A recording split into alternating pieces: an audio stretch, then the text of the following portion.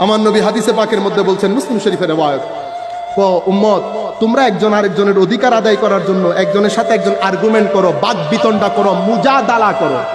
তো তোমাদের কি মুজাদালা? আসল মুজাদালা কিয়ামতের দিন আল্লাহর ওয়ালির আল্লাহর সাথে করুন।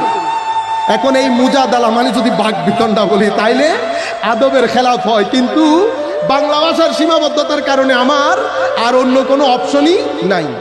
তখন তারা কি বলবে, মাওলা আমার ভাইয়েরা আমাদের সাথে নামাজ পড়তো, আমাদের সাথে রোজা রাখতো, আপনি তাদেরকে জাহান্নাম দিয়ে দিলেন।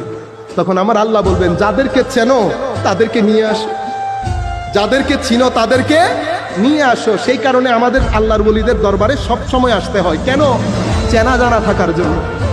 ও ভাই 15 বছর পরে আইলে আইন হইম না, মানুষের হরিয়া ফুল ফুল ফাঁকি দিয়ে বেরোনো চিনি অনেক প্রত্যেকদিন আইলে তা হইম না চিন বুঝবে কেন? তা আল্লাহ কোরআন হাদিসে পাকের মধ্যে আমার নবী বলছেন, যাদেরকে চিনো। আল্লাহ রাব্বুল আলামিন আমাদের এই নিসবতগুলোর প্রতি ওয়াফাদারি করার তৌফিক দান করুন, হায়া দান করুন। মওলাই করিম সত্যিকার অর্থে এশকে রসুল, আদবে রসুলকে আমাদের এখানে আপনি বলেন নেশা করে দেয় মতো। যুবকদেরকে বলছি, তিলাওয়াতে কোরআন ছাড়বেন না, এশকে রসুলকে নেশা হিসেবে গ্রহণ করেন, সুন্নিয়ত জানেন, পড়েন, বুঝেন।